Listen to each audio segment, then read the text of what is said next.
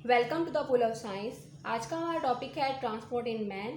Man के अंदर transport blood circulatory system के जरिए होती है और blood circulatory system 3 basic component पर मुश्तमिल है।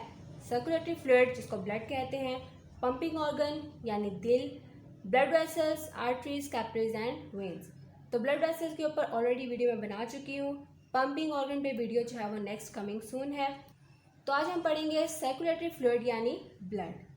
तो ब्लड एक मीडियम होता है जिसके अंदर न्यूट्रिएंट्स, गैसेस, हार्मोन्स और वेस्ट जो है डिजोल्व होते हैं। ब्लड 2 कंपोनेंट से मिलकर बना होता है, प्लाज्मा और cell like bodies. Cell like bodies इसके अंदर शामिल है red blood cells, white blood cells and platelets. हमारी बॉडी के अंदर ब्लड का जो वेट होता है हमारी बॉडी का 1/12 हिस्सा होता है। तो हम ब्लड के कंपोनेंट को स्टडी करेंगे। तो सबसे पहला कंपोनेंट है प्लाज्मा। नॉर्मल बॉडी के ब्लड में 55% प्लाज्मा मौजूद होता है, जबकि सेल लाइक बॉडीज जो है वो 45% ब्लड के अंदर शामिल होती हैं। प्लाज्मा जो है वो वाटर लाइक होता है क्योंकि इसके अंदर 90% जो है वो वाटर शामिल होता है और 10% जो है वो डिजोल्व सब्सटेंसेस होते हैं। प्लाज्मा के अंदर protein, salts, nutrients and waste जो है वो डिजोल्व होते हैं। प्लाज्मा के अंदर डिजोल्व सब्सटेंसेस की कॉन्सेंट्रेशन चेंज होती रहती है और डिजोल्व सब्सटेंसेस जो हैं वो 6 कैटेगरी में डिवाइडेड हैं। पहला है इनऑर्गेनिक साल्ट, दूसरा है प्लाज्मा प्रोटीन, तीसरा है ऑर्गेनिक न्यूट्रिएंट्स, फोर्थ है नाइट्रोजनस वेस्ट, फिफ्थ है प्रोडक्ट्स बीइंग ट्रांसपोर्टेड यानी हार्मोन्स जो ब्लड के जरिए ट्रांसपोर्ट होते हैं, और 6 है गैसेस जो कि ब्लड के अंदर डिजोल्व होती हैं। तो इनको भी हम 1 बाय 1 स्टडी करेंगे। सबसे पहले इनऑर्गेनिक साल्ट। तो इनऑर्गेनिक साल्ट जो है वो ह्यूमन प्लाज्मा का 0.9% बनाते हैं और इस 0.9% में से 2/3 जो है उसके अंदर सोडियम क्लोराइड मौजूद होता है।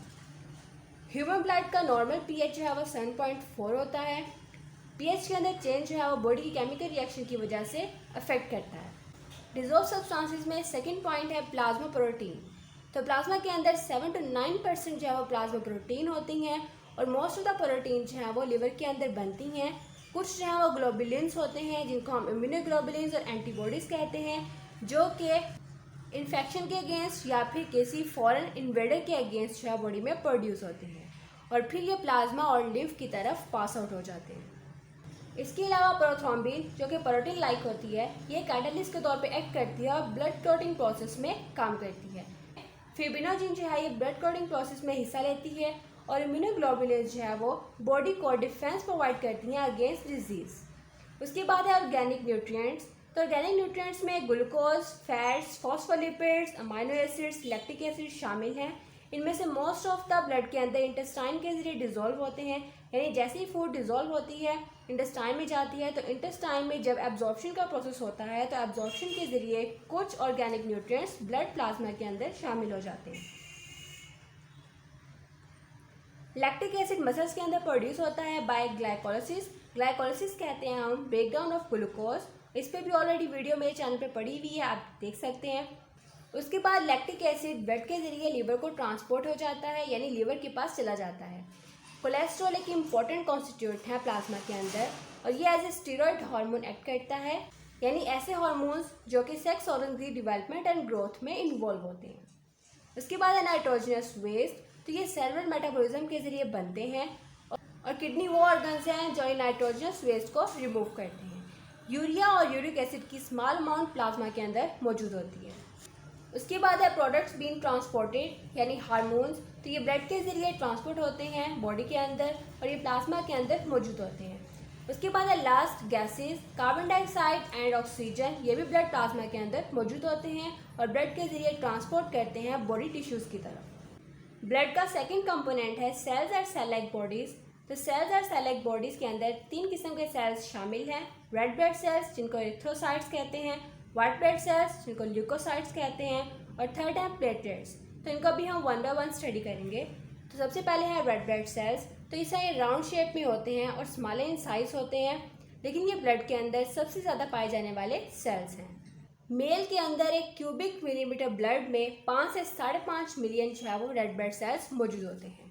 क्यूबिक मिलीमीटर हम कहते हैं 1 क्यूब का ये स्मॉल सा पोर्शन जिसको हम 1 क्यूबिक मिलीमीटर कहते हैं, जो कि मेल के ब्लड का होगा उसके अंदर 5 से 5.5 मिलियन रेड ब्लड सेल्स मौजूद होंगे।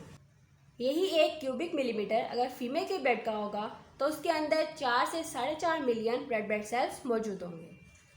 रेड ब्लड सेल्स जब बनते हैं तो उनके अंदर न्यूक्लियस मौजूद होता है, लेकिन जैसे ही ये ब्लड के अंदर इंटर होते हैं यानी सर्कुलेटरी फ्लूइड के अंदर इंटर होते हैं तो इंटर होने से पहले रेड ब्लड सेल्स के अंदर से न्यूक्लियस ख़त्म हो जाता है। रेड ब्लड सेल्स के साइटोप्लाज्म में, अब यहाँ पे हम रेड ब्लड सेल्स के साइटोप्लाज्म की बात कर रहे हैं, प्लाज्मा की बात नहीं कर रहे हैं। तो रेड ब्लड सेल्स के साइटोप्लाज्म में 95% जो है वो रेड पिगमेंट होता है, जिसको हम हेमोग्लोबिन कहते हैं, जिसकी वजह से इनका कलर रेड कलर का होता है और इसी कलर की वजह से इनको नाम दिया गया है red blood sales. Red blood sales के साइटोप्लाज्म में जो 5% रिमेनिंग पोर्शन बचता है उसके अंदर एंजाइम्स, साल्ट्स और अदर प्रोटीन्स जो हैं वो मौजूद होती हैं। रेड ब्लड सेल्स जब मैच्योर हो जाते हैं तो उसके बाद वो डिवाइड नहीं करते। Red blood sales short bone यानी स्टर्नम, रिब्स एंड वर्टिब्रेट के रेड बोन मैरो में डिवेल्प होते हैं। एम्ब्रियोनिक लाइफ में यानी जब एम्ब्रियो बन रहा होता है तब रेड ब्लड सेल्स लिवर यानी जिगर और सप्लीन यानी तिली के अंदर बनते हैं। रेड ब्लड सेल्स की जो एवरेज लाइफ स्पैन है वो अबाउट 4 मंथ है। 4 मंथ के बाद रेड ब्लड सेल्स ब्रेकडाउन हो जाते हैं, लिवर और सप्लीन के अंदर डिसइंटीग्रेट हो जाते हैं बाय फैगोसाइटोसिस के अमल के जरिए। सेल बॉडीज में सेकंड पॉइंट है white blood cells. White blood sales colourless होते हैं, इनके अंदर कोई पिगमेंट मौजूद नहीं होता। ब्लड के 1 क्यूबिक मिलीमीटर के अंदर 7000 से 8000 तक वाइट ब्लड सेल्स मौजूद होते हैं। White blood cells red blood sales से लार्ज इन साइज होते हैं और ये ऑलमोस्ट 5 किस्म के होते हैं और इनकी ये 5 मुख्तलिफ किस्में जो है वो इनके अंदर न्यूक्लियस की शेप और साइटोप्लाज्म में मौजूद ग्रैन्यूल्स की डेंसिटी पर बेस करती हैं। इसके अलावा वाइट ब्लड सेल्स को 2 मेन टाइप्स में डिवाइड किया गया है, ग्रैनुलोसाइट्स एंड एग्रैनुलोसाइट्स। तो सबसे पहले हमारे पास है ग्रैनुलोसाइट्स। ग्रैनुलोसाइट्स में न्यूट्रोफिल्स, इओसिनोफिल एंड बेसोफिल्स शामिल हैं। ये क्या होते हैं ये आपको नेक्स्ट जो है वो पता चल जाएगा। ग्रैनुलोसाइट्स जो है वो बोन मैरो में बनते हैं। उसके बाद है एग्रैनुलोसाइट्स। इसके अंदर मोनोसाइट्स एंड लिम्फोसाइट्स शामिल हैं और ये lymphoid tissues such as lymph node, spleen, tonsils, adenoids और थाइमस के अंदर बनते हैं। मोनोसाइट्स ब्लड के अंदर 10 से 20 घंटे तक स्टे करते हैं। उसके बाद वो टिश्यूज़ के अंदर इंटर कर जाते हैं और मैक्रोफेज बन जाते हैं। मैक्रोफेज ये फॉरेन इन्वेडर्स के अगेंस्ट फैगोसाइटिक फंक्शन जो है परफॉर्म करते हैं, यानी उनको पिक करते हैं, उनको कैच करते हैं और उनको डिसइंटीग्रेट कर देते हैं, उनको ख़त्म कर देते हैं, यानी बॉडी को फॉरेन इन्वेडर्स के अगेंस्ट डिफेंस प्रोवाइड करते हैं। लिम्फोसाइट्स का लाइफ स्पैन जो है वो मंथ या फिर सालों भी होता है, लेकिन ये टोटली डिपेंड करता है बॉडी की नीड के अकॉर्डिंग कि बॉडी को कितनी ज़रूरत है लिम्फोसाइट्स की। ल्यूकोसाइट्स फॉरेन इन्वेडर्स के अगेंस्ट बॉडी को प्रोटेक्ट करते हैं और ये मूव करने के लिए, ट्रांसपोर्ट करने के लिए ब्लड सर्कुलेटरी सिस्टम को यूज़ करते हैं।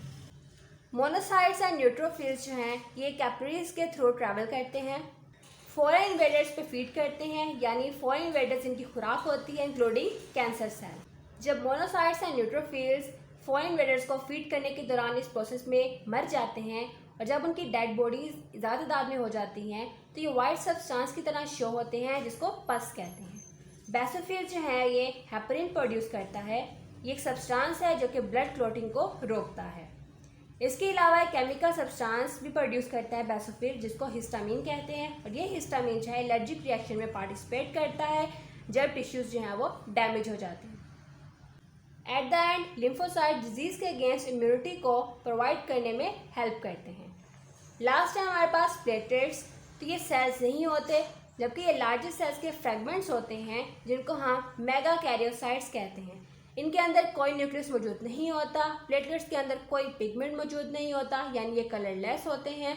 प्लेटलेट्स जो हैं ये कन्वर्जन ऑफ फिब्रिनोजिन में हेल्प करते हैं, यानी फिब्रिनोजिन जो सोलुबल प्लाज्मा प्रोटीन है उसको इनसोलुबल फिब्रिन में कन्वर्ट कर देते हैं। बॉडी की जिस जगह टिश्यू डैमेज होता है उस एरिया पर फिब्रिन के थ्रेड जो हैं वो ब्लड के साथ एक नेटवर्क की फॉर्म में मौजूद होते हैं और वहाँ पे एक ब्लड क्लॉट बना देते हैं।